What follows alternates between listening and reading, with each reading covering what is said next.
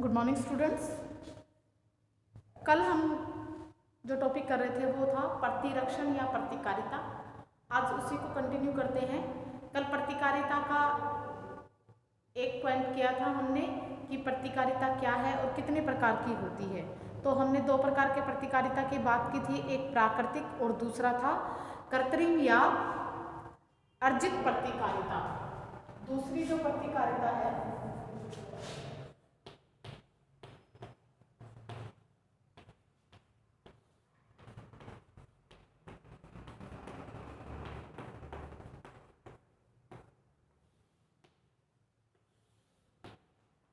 दूसरी जो प्रकार की है वो है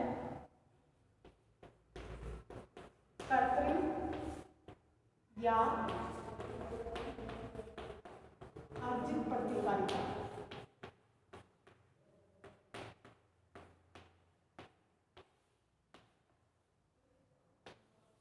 कृत्रिम या अर्जित प्रतिकारिता है, नाम से पता चल रहा है यह मनुष्य में कृत्रिम रूप से शरीर में डाली जाती है। एक तो आपको बताई थी नेचुरली तो क्या होती है, वो प्रकृति से हमें जन्मजात ही मिली हुई होती है।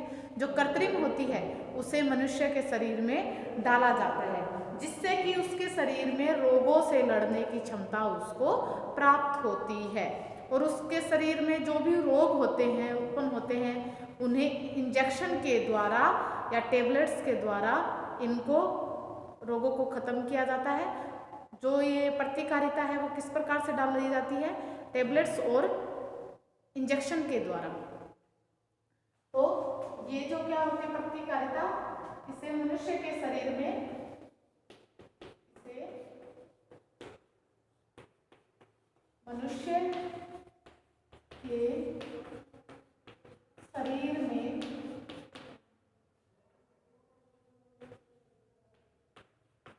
इंजेक्शन और गोलियों के द्वारा या दवाइयों के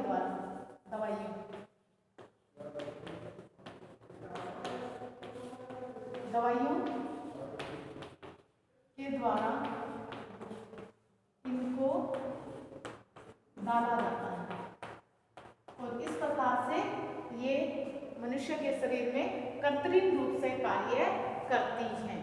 इसमें दो प्रकार की होती है, ये जो कृत्रिम या अर्जित प्रतिकारिता है ये दो प्रकार की होती है। पहली होती है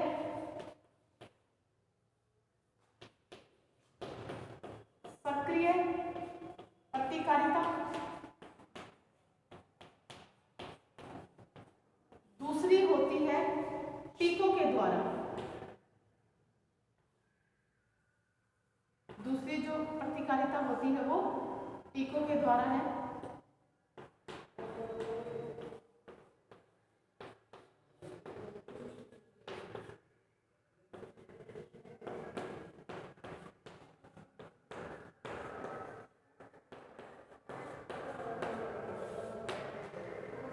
सक्रिय प्रतिकारिता है ये कुछ समय के लिए ही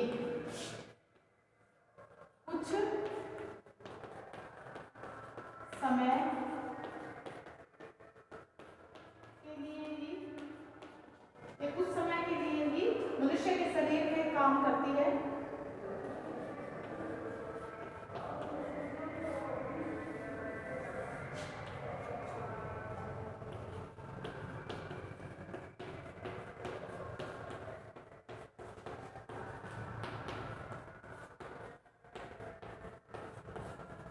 कुछ समय के लिए क्या करती है, मनुष्य के शरीर में कार्य करती है और जैसे कि कुछ सप्ताह से लेकर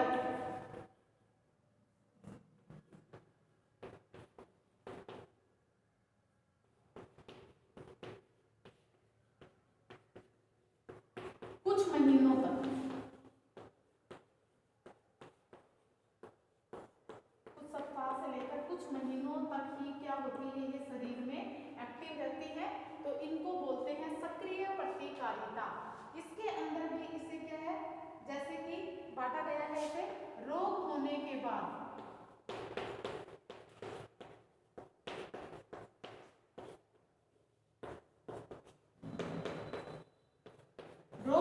बाद इसको कैसे करते हैं, जैसे कि जब किसी व्यक्ति को किसी प्रकार का कोई रोग हो जाता है तो रोगों से रक्षा के लिए उसे एंटीबॉडीज दिए जाते हैं। एंटीबॉडीज उसके शरीर में, रक्षा के लिए एंटीबॉडीज उसके शरीर में पाए जाते हैं या एंटीबॉडीज का निर्माण करवाया जाता है। या तो ऑलरेडी उसके शरीर में होते हैं, लेकिन जब हमारे शरीर में एंटीबॉडीज की कमी हो जाती है तो जो रोग होते हैं वो हमारे शरीर में हमारा जो शरीर है वो रोगों से जकड़ जाता है। तो उन एंटीबॉडीज को सक्रिय बनाने के लिए ही क्या है, हमें इंजेक्शन वगैरह, टेबलेट्स वगैरह दी जाती हैं। तो रोग होने के बाद यह एंटीबॉडीज का निर्माण करवाया जाता है इंजेक्शंस के द्वारा, और वह लंबे समय तक, जिससे कि व्यक्ति को वह रोग ना हो सके और वह लंबे समय तक बीमार ना हो सके। ऐसे इस प्रकार से उसे ये प्रतिकारिता उसके अंदर डाली जाती है। जैसे कि पोलियो है, डिप्थीरिया है और काली खांसी है, खसरा है, इस प्रकार के जो रोग होते हैं उनके लिए ये दिए जाते हैं। अगला जो हमारा इसके अंदर टीकों के द्वारा जो आपको बताया था, टीकों के द्वारा ये तो था सक्रिय प्रतिकारिता जिसमें रोग होने के बाद में उसको दिए जाते हैं। अब है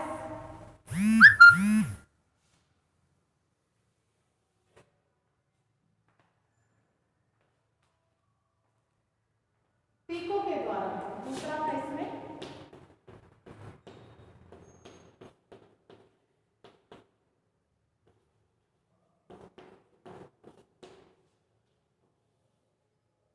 टीकों के द्वारा किस प्रकार से दिया जाता है। इसमें रोगों की रक्षा वैक्सीन के द्वारा की जाती है। इसमें रोगों से रक्षा वैक्सीन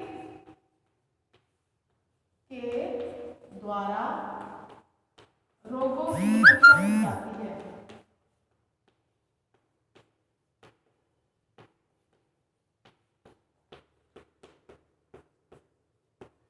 ये 3 प्रकार का होता है। टीकों के द्वारा प्रतिरक्षण को 3 प्रकार से किया जाता है। पहला है इसके अंदर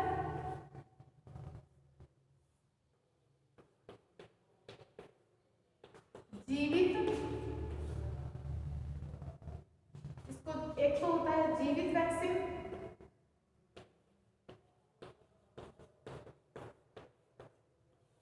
दूसरा जो होता है हमारा मर्त वैक्सीन,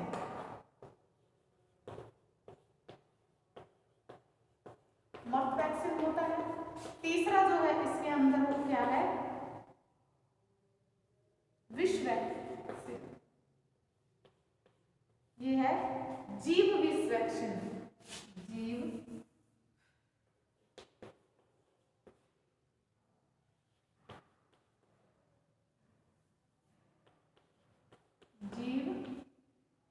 विष वैक्सीन। इस प्रकार से ये 3 प्रकार की वैक्सीन है टीकों के द्वारा, जीवित, मर्त और जीव विष वैक्सीन।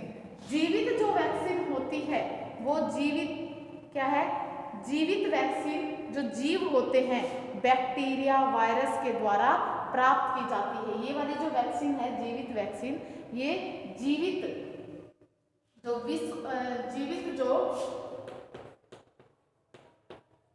जीवित जीव के द्वारा ये वैक्सीन प्राप्त की जाती है। जैसे कि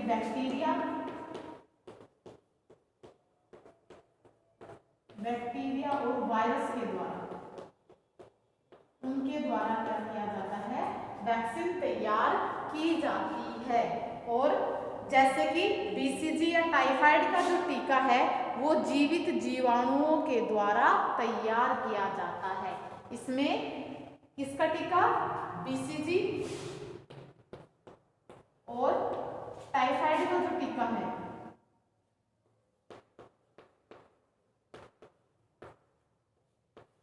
टाइफाइड का जो टीका है वो किसके द्वारा दिया जाता है, ये जीवित जीवाणुओं के द्वारा यह वैक्सीन तैयार की जाती है। और यह वैक्सीन मर्त वैक्सीन की अपेक्षा ज़्यादा अच्छी होती है। जो जीवित वैक्सीन होती है वो मर्त वैक्सीन के कंपैरिजन में, मर्त वैक्सीन के कंपैरिजन में ज्यादा अच्छी होती है।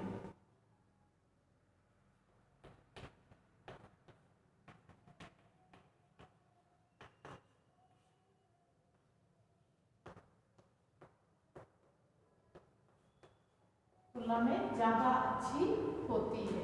ये तो थी हमारी जीवित वैक्सीन। जीवित जीव के द्वारा जो वैक्सीन तैयार की जाती है वो जीवित वैक्सीन कही जाती है। ये जो कौन से टीके हैं, बीसीजी और टाइफाइड के लिए जो टीके बनते हैं वो जीवाणुओं के द्वारा, जीवित जीवाणुओं के द्वारा तैयार किए जाते हैं। और जीवित वैक्सीन है वो मर्त वैक्सीन के कंपैरिजन में ज़्यादा अच्छी होती है। अब है मर्त वैक्सीन। नाम से पता चल रहा है कि जो मर्त जीवाणु, विषाणु इत्यादि से, जीवाणु वगैरह से इसमें क्या करते हैं, इसमें जीवित जीव, इसमें क्या करते हैं, जीवित जीव कौन से, बैक्टीरिया वगैरह जो होते हैं,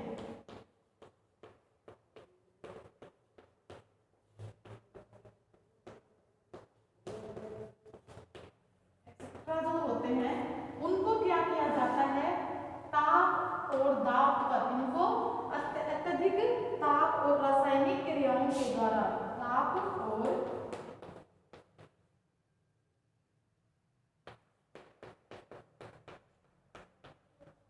रासायनिक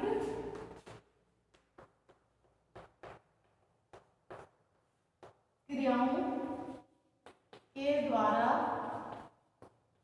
इनको मार दिया जाता है। और इनसे ही, मारने के बाद इनसे वैक्सीन तैयार की जाती है। और फिर इस प्रकार से मर्त वैक्सीन तैयार करके, जैसे कि किसको दिए जाते हैं, रेबीज, फ्लू, रेबीज और फ्लू जैसी बीमारियां हैं उनसे बचाने के लिए इस प्रकार के टीके लगाए जाते हैं।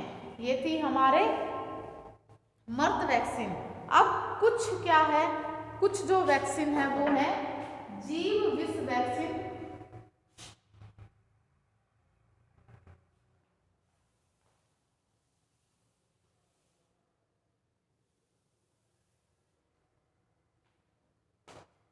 जीव विष वैक्सीन कौन सी है, इसमें क्या करते हैं, कुछ जीव जो होते हैं, कुछ जीव विष पैदा करते हैं, जहर छोड़ते हैं।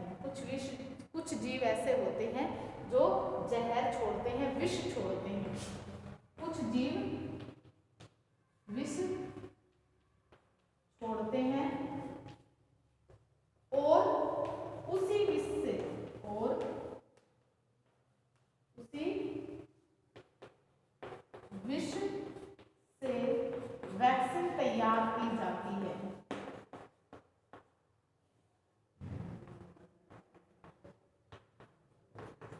वैक्सीन तैयार की जाती है जिसे क्या कहते हैं, जीव विष वैक्सीन कहते हैं। इनसे इंजेक्शन बनाए जाते हैं और जो ये इंजेक्शन होते हैं वो किस काम के लिए लिए जाते हैं, टेटनस,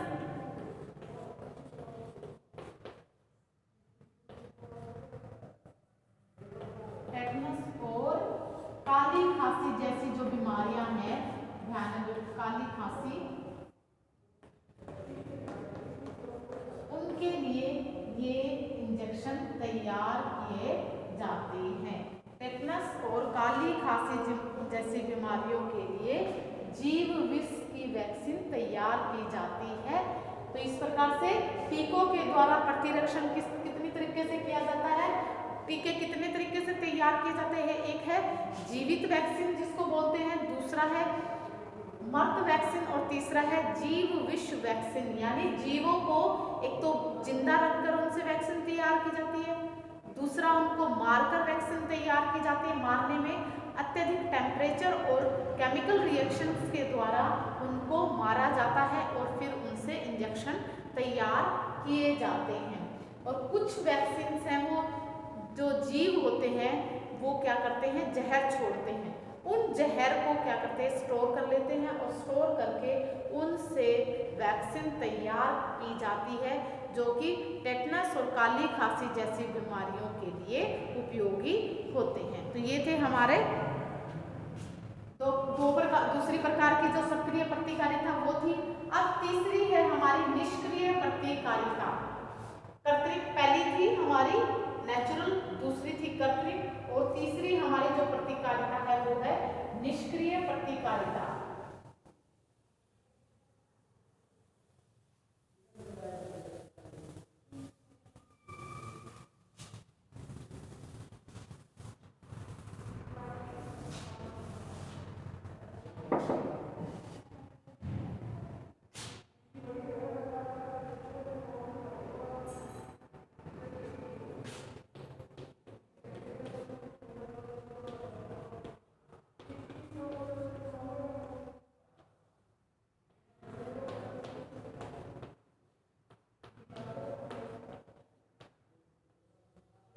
निष्क्रिय प्रतिकारिता यह भी कई प्रकार की होती है। यह तब होती है जब कोई जानवर या मानव के शरीर में अन्य प्रतिक्रियाकारिता का प्रवेश करवाया जाता है। निष्क्रिय प्रतिकारिता कब होती है, जब कोई अन्य जानवर या मानव के शरीर से अन्य प्रतिकारिता का प्रवेश करवाया जाता है।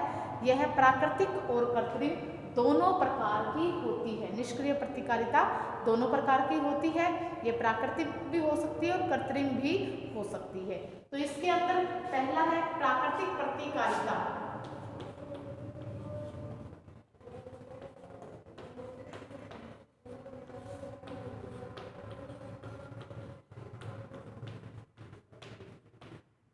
पहला है इसके अंदर प्राकृतिक प्रतिकारिता। प्राकृतिक प्रतिकारिता कैसे होती है, आप देखते हो इसमें जब बच्चा माँ के पेट में होता है तो उसकी जो फीडिंग होती है, उसको जो भोजन है, जो उसको पोषण है, न्यूट्रिशन है, वो किसके द्वारा मिलता है, माँ के द्वारा। जो उसकी प्लेसेंटा होती है, ओरनाल जिसको बोलते हैं, वो माँ की नाभि के द्वारा वो जुड़ी हुई होती है। उसकी नाभि के द्वारा वो माँ के साथ जुड़ी हुई होती है। नाभि में आप जब बच्चा पैदा होता तो आपने देखा होगा कि उसके नाभि में एक बड़ी सी रस्सी टाइप की वो जुड़ी होती है, उसी को क्या कहते हैं, प्लेसेंटा कहते हैं। तो वो माँ के द्वारा जुड़ी होती है, जिससे उसको पोषण या न्यूट्रिशन मिलता रहता है और उसी से उसको जो भी बीमारियां होती हैं उनसे लड़ने की जो ताकत है, प्रतिकारिता है, वो उसी के साथ उसको मिलती रहती है। तो ये क्या कहलाती है, प्राकृतिक प्रतिकारिता। किससे लेता है वो, बच्चा गर्भ में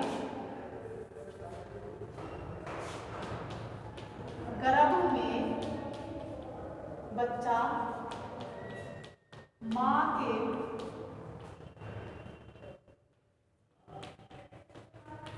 प्लेसेंटा से जुड़ा होता है।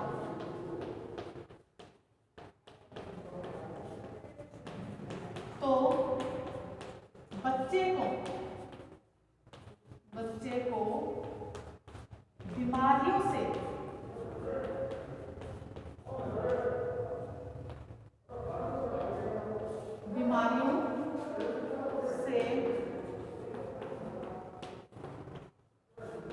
लड़ने की क्षमता, इससे बच्चे को बीमारियों से लड़ने की क्षमता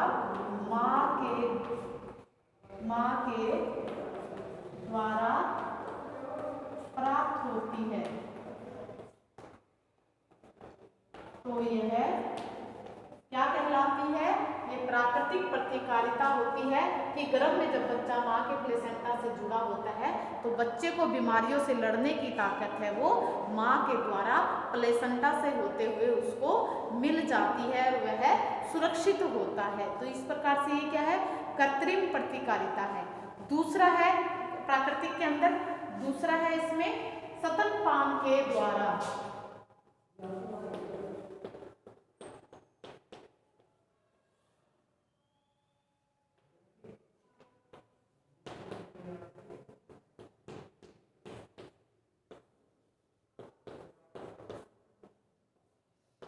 जब बच्चा नवजात बच्चा होता है, शिशु होता है, तो उसे जब पैदा होता है और 6 महीने तक पैदा होने से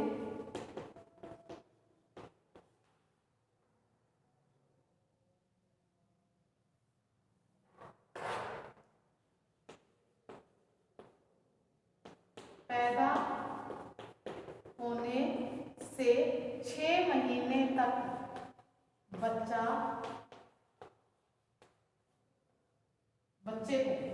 बच्चे को माँ का दूध पिलाना अनिवार्य माना जाता है। जब बच्चा पैदा होता है तो इसे बोलते हैं, क्यों बोलते हैं कि 0 से 6 महीने तक उसको माँ का दूध पिलाना चाहिए? क्योंकि कई बार ऐसा होता है कि उसको थोड़े टाइम के लिए ही दूध पिलाया जाता है। तो हम क्या करते हैं कि जब बच्चा पैदा होता है तो उसको पैदा होने से लेकर 6 महीने तक उसे माँ का दूध पिलाना चाहिए, क्योंकि माँ के दूध में क्या है, बीमारियों से लड़ने की क्षमता होती है। बच्चे को ऊपर का भोजन 6 महीने के बाद ही स्टार्ट किया जाता है, तो इसीलिए उसे क्या है, माँ का दूध 6 महीने तक पिलाना चाहिए, जिससे उसको माँ के दूध से बीमारियों से लड़ने की क्षमता उसके अंदर मिलती रहती है। तो जो माँ का, कई बार आपने देखा है कि हमारे यहाँ पर क्या है, जब बच्चा पैदा होता है तो पहले क्या करते थे, आजकल तो ये थोड़ा कम हो गया है, क्योंकि आजकल डिलीवरीज हैं वो कहाँ होने लगी, हॉस्पिटल में। पहले क्या घरों में डिलीवरी होती थी, तो क्या करते थे, उसमें माँ को, जब बच्चा पैदा होता है तो उसको स्टार्टिंग में माँ का दूध नहीं पिलाया जाता, उसको कोई घुट्टी वगैरह पिलाई जाती है, बड़े बुजुर्ग जो भी होते हैं उनके द्वारा। तो आजकल क्या ये ट्रेंड बंद कर दिया कि नहीं पिलाई जाती, क्योंकि बच्चे को माँ का जो पहला जो दूध होता है वो पिलाना आवश्यक होता है, क्योंकि माँ के जब बच्चा पैदा होता है तो पहला जो दूध निकलता है वो गाढ़ा और पीला होता है। हम तो उसे क्या कहते हैं कि अच्छा दूध नहीं, उसको निकाल देते हैं। कई बार ऐसा होता है कि देखा गया है कि उसको निकाल देते हैं कि अच्छा नहीं होता, लेकिन वो जो दूध होता है, पहला जो दूध होता है, वो बड़ा ही इम्पोर्टेंट होता है। उसमें काफ़ी सारे एंटीबॉडीज पाए जाते हैं, जिससे बच्चे को बीमारियों से लड़ने की क्षमता मिलती है।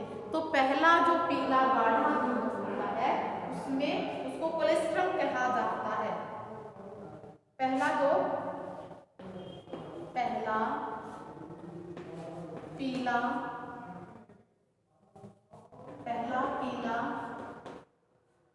गाढ़ा माँ का दूध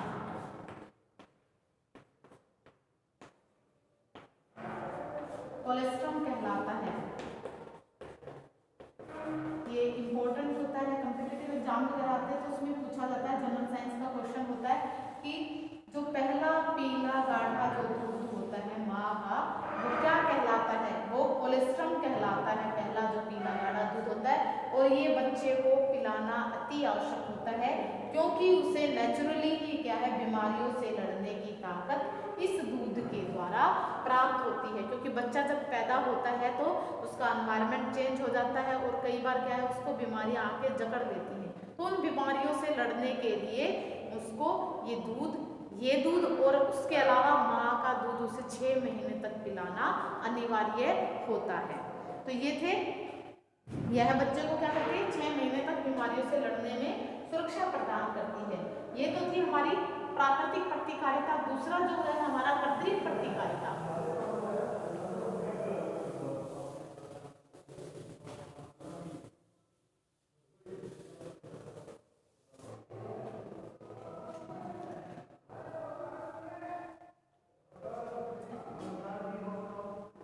इसके अंदर दूसरी है हमारी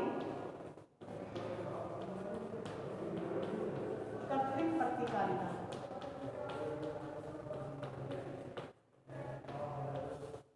कृत्रिम प्रतिकारिता है, ये है सबसे पहले एंटीटॉक्सिन।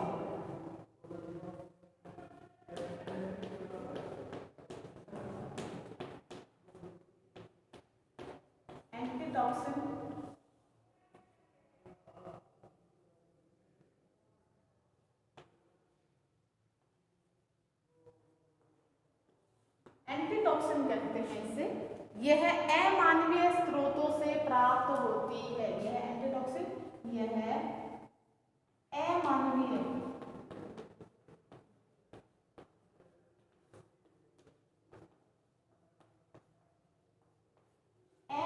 स्रोतों से प्राप्त होती है।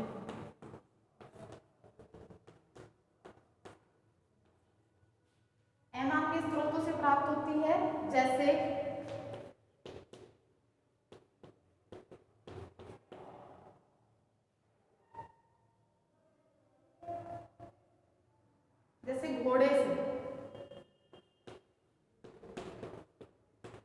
घोड़े से प्राप्त करते हैं ये एंटीटॉक्सिन। इसमें क्या करते हैं, ये जो इससे जो वो प्रतिकारिता प्राप्त करती है वो कैसे करते हैं, इसमें टेटनस, डिप्थीरिया, रेबीज आदि रोगों के इंजेक्शन अमानवीय स्रोत हैं। अमानवीय यानी मानव नहीं है, घोड़े से प्राप्त किए जाते हैं। रेबीज है, टेटनस है, इनके जो सोर्स हैं वो अमानवीय स्रोतों से प्राप्त करती हैं। इनको एंटीटॉक्सिन कहा जाता है। दूसरा है गामा ग्लोबुलिन। गामा ग्लोबुलिन है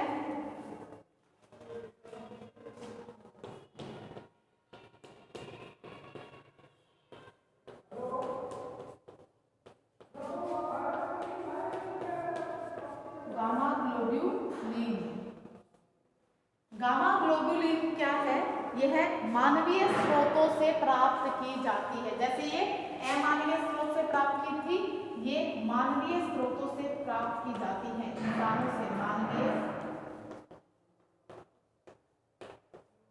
मानवीय स्रोतों से इसे प्राप्त किया जाता है। इनकी प्रतिकारिता शक्ति जो होती है वो तीव्र होती है। इनमें जो रोगों से लड़ने की जो शक्ति होती है वो तीव्र होती है, परंतु कुछ समय के बाद रोग वापस से आ जाते हैं। परंतु इसमें क्या होता है कि जो रोग हैं वो कुछ समय के बाद कुछ समय तक तो वो ठीक रहते हैं, लेकिन रोग कुछ समय के बाद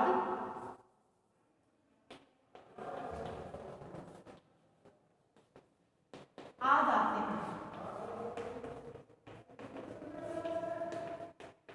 कुछ समय के बाद रोग है वो वापस आ जाते हैं। ये गामा ग्लोबुलिन प्रतिकारिता होती है। अब हम राष्ट्रीय टीकाकरण की बात करते हैं। ये तो हमारी प्रतिकारिता की बात होगी कि कितने प्रकार के किस प्रकार से प्रतिकारिता यानी प्रतिरक्षण होता है, नेचुरली होता है, कृत्रिम होता है और इसको निष्क्रिय प्रतिकारिता भी होता है।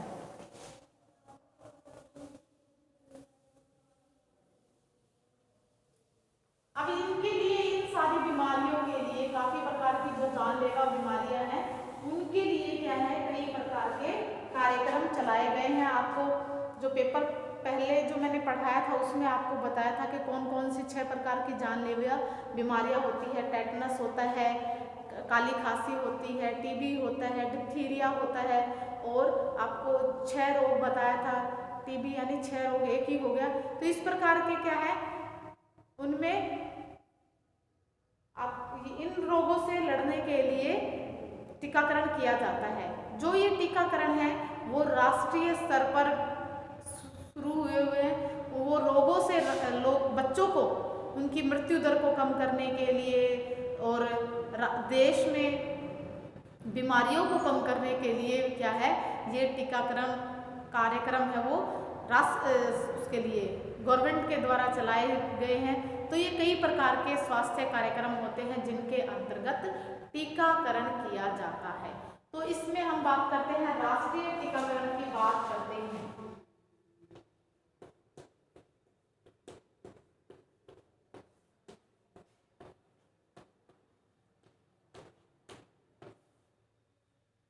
राष्ट्रीय टीकाकरण आपको बताया था, टीकाकरण प्रत्येक के लिए आवश्यक होता है और ये 6 जानलेवा बीमारियां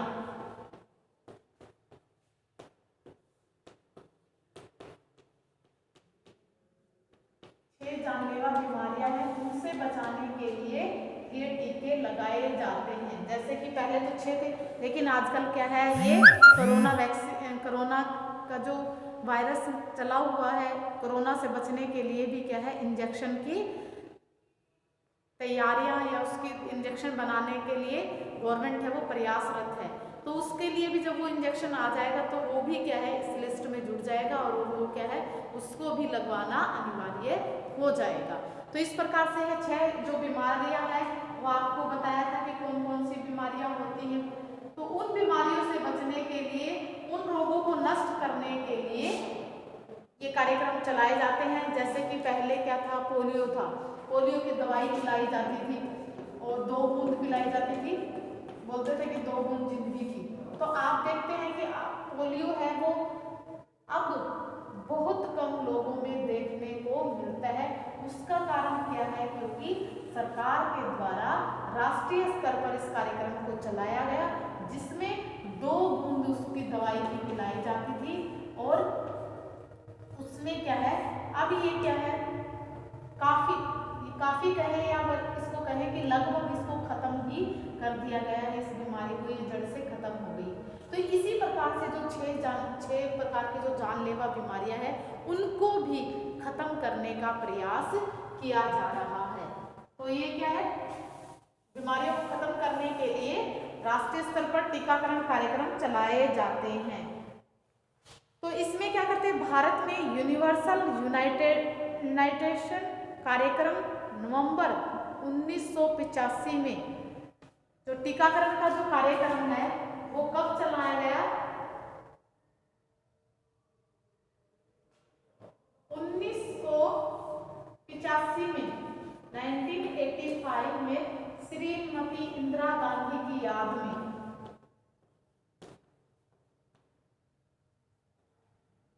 श्रीमती इंदिरा गांधी की याद में